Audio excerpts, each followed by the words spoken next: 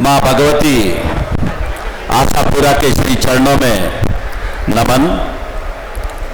आज इस बहुत ही गरिमामय प्रोग्राम में मंच पर विराजमान हमारे करनी सेना के राष्ट्रीय अध्यक्ष महिपाल सिंह जी चौहान साहब मकराना, मंच पर विराजमान हम सबके युवा दिलों की धड़कन और अभी अभी शिव विधानसभा क्षेत्र से निर्दलीय चुनाव जीतकर आना तो छोटी बात है, बट पूरे हिंदुस्तान में चुनाव को अपना बना लेने वाले हमारे युवा हृदय सम्राट भाई रविंद्र सिंह जी भाटी साहब,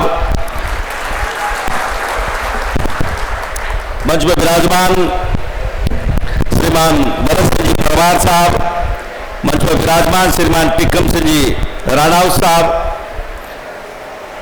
मेरा अनुज अर्जुन सिंह उच्चाड़ा, सम्मानित मंच, स्पेशली आपके राजपूत समाज के यहाँ के अध्यक्ष मनोज सिंह साहब, संपूर्ण कमेटी, सामने विराजमान सभी परमादरणीय बुजुर्गों, माताओं, बहनों और युवा साथियों, सर्वप्रथम तो मैं इस कमेटी का हृदय से धन्यवाद ज्ञापित करता हूँ कि आप सबको यहाँ बुला करके आप सबके दर्शन करने का अवसर प्रदान किया, इसलिए इस कमेटी का मैं बहुत बहुत धन्यवाद ज्ञापित करता हूँ। साथ ही साथ आज इस हॉल में यह देख करके कि इतनी बड़ी तादाद में क्षत्रिय तो आए ही आए हैं, इतनी बड़ी तादाद में क्षत्रियाणियां भी आई है, इसलिए देख करके इतना बड़ा प्रोग्राम तो हम राजस्थान में करते हैं तो वहां भी इतनी बड़ी तादाद में लेडीज नहीं होती है, इतने अच्छे प्रोग्राम में लेडीज आई है, इसके लिए भी आयोजकों को धन्यवाद ज्ञापित करता हूं। मैंने देखा कि इसमें बहुत ही अच्छी बात देखी है, स्पेशली मारवाड़ में एक कुछ लफड़ा चलता है, छोटा राजपूत, बड़ा राजपूत, फला राजपूत, जागीरदार राजपूत, इसके लिए भी आयोजकों को धन्यवाद देता हूं कि मंच पर आपने संपूर्ण राजपूतों को साथ में बिठा करके जो काम किया है, आप धन्यवाद के पात्र हो। जमाना बदल चुका है, जमाना कुछ और मांग रहा है और क्षत्रिय समाज किसी दूसरे डायरेक्शन और आगे बढ़ते जा रहे हैं। आज का जमाना यह है कि अपने सभी 36 कौमों को साथ लेकर के चलने का जमाना है और हम अपने भाई में ही दो फाड़ कर रहे हैं, तो छोटा है तो बड़ा है, इस लोकतंत्र में जिंदा रहना है तो सभी लोगों को साथ लेकर चलना पड़ेगा, तभी आप जिंदा रहोगे। पूरे हिंदुस्तान में राजस्थान पूरा नहीं उसमें शामिल। मैंने पहली बार आपके यहाँ पहले भी आया था, तब मुझे पता चला कि एक संगठन ऐसा बना है जिसमें सभी क्षत्रियों को, सभी राजपूतों को एक करके एक मंच पर हैं, इसलिए मैं दिल की गहराइयों से आपको धन्यवाद ज्ञापित करता हूं। साथियों,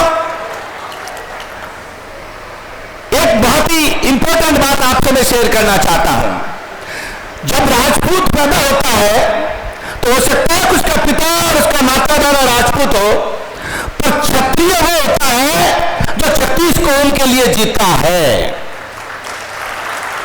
आप इतिहास उठा के देख लीजिए, किसी भी इतिहास में कोई भी राजपूत अपने परिवार के लिए या राजपूत जाति के लिए कभी नहीं मरा है, वो मरा है तो 36 कौम के लिए मरा है। इसलिए मैं आपको निवेदन करना चाहता हूं कि हमारे पूर्वजों ने तो ये पहले से संस्कार दिए हैं, हम गांव में भी रहते हैं तो 36 कौम को साथ लेके चलते हैं और आज लोकतंत्र में 36 कौम को साथ लेके चलने की सब लोग बात करते हैं, पर क्षत्रिय तो सबको पहले से ही साथ लेके चला आ रहा था, उसी का नाम क्षत्रिय है। मैंने देखा कि आपने यहां बेंगलोर में रहने वाले राजस्थान के सभी 36 कौम के लोगों को बुलाया है, चाहे वो जाट समाज से हो, चाहे विष्णु समाज से हो, चाहे पटेल समाज से हो। मैं इसके लिए भी आपका धन्यवाद ज्ञापित करता हूं इस कार्यकारिणी का कि आप चलते हो तो 36 कौम को साथ लेके चलते हो। बिना 36 कौम के राजपूत अधूरा है।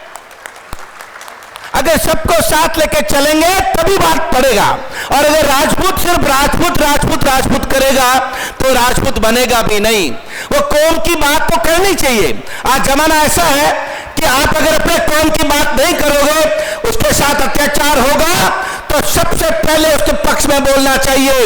पर जातिवादी जो जहर घुल रहा है उसको भी राजपूती को जिंदा रखने के लिए कोई जरूरी नहीं है कि हम जातिवादी बात करें। एक क्षत्रिय को 36 कौम की बात करते हुए एक राजपूती कैसे जिंदी रह सके, इस पर भी बात करनी चाहिए।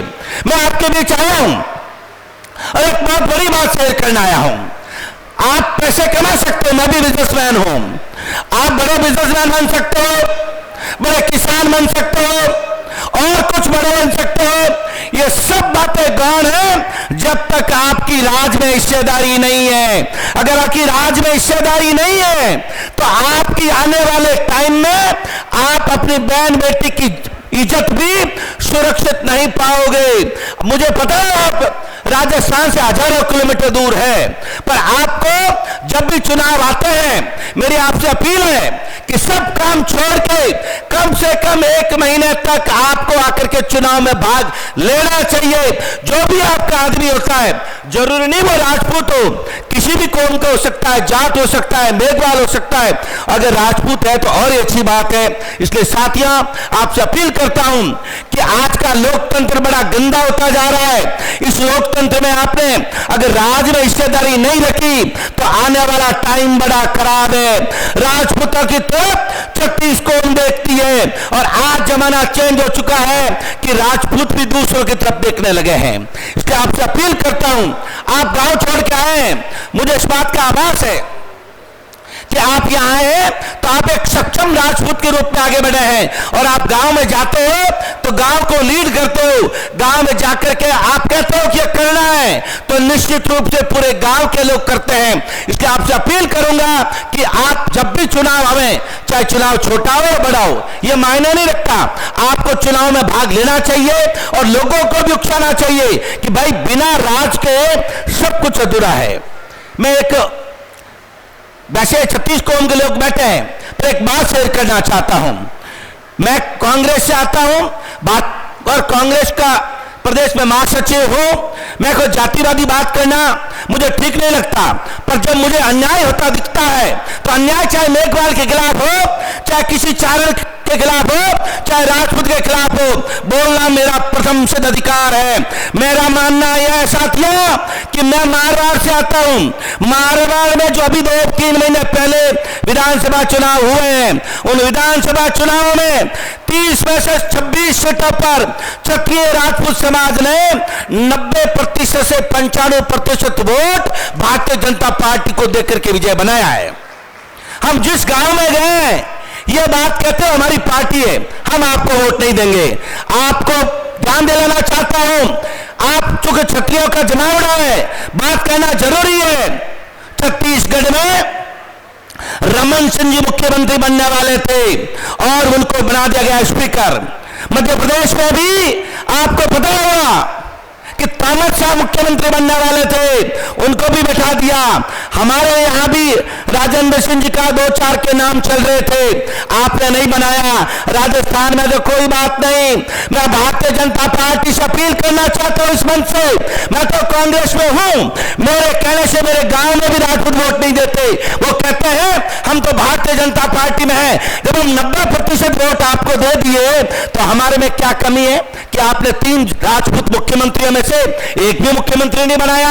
इसके आगे भी देखिए साथियों, जब भैरू सिंह जी का शासन हो और चाहे शासन हो वसुंधरा राजे सिंधिया का, आपको पता होगा 5-5, 6-6 मंत्री उसमें राजपूत समाज के बनते थे। अभी कितने बने आपको पता ही नहीं होगा। राजपूत समाज से मात्र 3 मंत्री बने हैं। तो इस मंच के माध्यम से मैं कहना चाहता हूं कि हमारे में क्या कमी रह गई कि आप वोट भी देते हो और हमारा मंत्रिमंडल कम क्यों हो रहा है। उसका कारण एक है कि लोग आपको वोट बैंक मान चुके हैं कि आप हमको छोड़ के जाओगे कहां और हमारा रिप्लेसमेंट किसी दूसरे से कर रहे हैं। यह हमें मंजूर नहीं। आपका भावना है वोट आप किसको दो, पर वोट उसको देना चाहिए जो आपके समाज के साथ न्याय करे। न्याय के अलावा आपको सोचना चाहिए। आपने एक खुट्टा पकड़ के बैठ गए तो आने वाला टाइम खराब आएगा। लोग कहेंगे कि वोट तो इनको ही देना है, आप चाहे इनको कुछ दो या मत तो इनके साथ न्याय करो, वोट तो दे देंगे। मेरी आपसे अपील है कि जब भी आप आने वाले चुनाव में गांव में जाएं, इस बात का जरूर ध्यान रखें कि जो आपके समाज का ध्यान रखता है उसको वोट दीजिए। टोकरी दोनों लेके आएंगे, बीजेपी वाली भी होगी, कांग्रेस वाली भी होगी।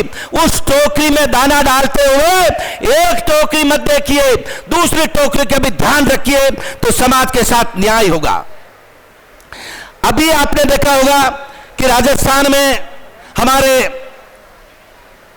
मेघराज सिंह जी बहुत बड़े बिजनेसमैन हैं और समाज के हर काम में वो आगे रहते हैं। हमारे जोधपुर में भी एक girls hostel, Rajput girls hostels, करीब 3 करोड़ रुपए की लागत से अभी काम चल रहा है। उन्होंने अजमेर में भी बहुत बड़ा हॉस्टल खुद के अकेले पर्सनल रूप में उन्होंने बनाया है, उन पर भी अभी ईडी की रेड हुई है। मैं इस मंच के माध्यम से उसकी भी भर्त्सना करता हूं कि राजपूत समाज जो है पूरा का पूरा भारतीय जनता पार्टी के साथ देता है, तो ऐसा क्यों हो रहा है, कमी क्या है, आपको सोचना चाहिए। इतना बड़ा प्रोग्राम और अच्छा प्रोग्राम में मैं तो 2, 3, 4 बार इस प्रोग्राम में आया हूं। माता जी का जो मंदिर आपने बनाया था, उस प्रोग्राम में हिजानेश बाबू जी ओके में पधारे थे, तभी मेरे को आने का मौका मिला था और आज पुनः आपके बीच में आने का मौका मिला है। क्योंकि लोकसभा के चुनाव आ रहे हैं, इसलिए मुझे आपके सामने बात रखनी जरूरी थी। इन सबसे इंपॉर्टेंट बात एक और बात है, वो ये बात है कि आपका जो आरक्षण 10% आरक्षण जो आपके आंदोलन के बदौलत आजाद हिंदुस्तान में किसी ने गरीब सवर्ण को आरक्षण मिले, यह मांग किसी ने करी थी, तो सामाजिक न्याय मंच ने करी थी, जिसका नतीजा है कि आज 10% आरक्षण पूरे भारत में गरीब सवर्ण को मिल रहा है। अब गरीब सवर्ण में राजपूत भी आता है, ब्राह्मण भी आता है, जैन भी आते हैं, सब लोग आते हैं। पर अभी भी सेंट्रल गवर्नमेंट के अंदर जहां IAS IPS बनते हैं, वहां पर इतने बड़े अड़ंगे हैं हमारे राजस्थान में, और गुजरात जैसी 2-3 सरकारों ने तो इसमें सरलीकरण किया है, पर अभी तक भी सेंट्रल गवर्नमेंट में अभी तक सरलीकरण नहीं किया गया है। इस मंच के माध्यम से मैं धन्यवाद देना चाहता हूं माननीय दिग्विजय सिंह जी को, जिन्होंने पिछले दिनों राज्यसभा में यह मुद्दा उठाया था कि केंद्र सरकार को राजपूतों के इस आरक्षण में सरलीकरण करना चाहिए। यह राजपूतों का आरक्षण का सरलीकरण नहीं हुआ तो आप खुद समझ सकते हो कि अभी एक लिस्ट आई है राजस्थान में सब इंस्पेक्टर की, मुझे आपके बीच में शेयर करते हुए हर्ष होता है कि उस एक लिस्ट में 80 से ज्यादा थानेदार राजपूत आए हैं। उसका कारण एकमात्र यह है कि वो आरक्षण 10% वह लागू था और अशोक गहलोत सरकार ने उसमें रियायतें दे रखी थी। सेंट्रल गवर्नमेंट में अभी भी रियायतें नहीं है। मैं इस मंच के माध्यम से ये मांग करूंगा कि केंद्र सरकार इस हमारे गरीब सवर्ण के आरक्षण को में रियायतें प्रदान करे, ताकि सब लोगों को मौका मिल सके। आज का जमाना सबको साथ लेके चलने का है। मैं आपसे अपील करूंगा कि आप 36 कौम को साथ लेते हुए ऐसा साथ लेके चले, और यहां रहते हुए चाहे युवा भाईसा हो चाहे बना हो, ऐसा कोई काम नहीं करें जिससे छत्रित्व लज्जित होवे। इसी उम्मीद के साथ में कि आप जो इतना 2000 किलोमीटर दूर आकर के जो क्षत्रियों का झंडा गाड़ रहे हो, आप हमारे गौरव का विषय हो, आप हमारे लिए गौरव हो। मैं परम पिता परमेश्वर से प्रार्थना करता हूं कि आप यहाँ रहते हुए खूब फले फूले और छत्रित्व को जिंदा रखने के लिए हमेशा सहयोग प्रदान करें। आपने बुलाया, मान सम्मान दिया, आपका बहुत बहुत धन्यवाद। जय हिंद, जय क्षत्रिय।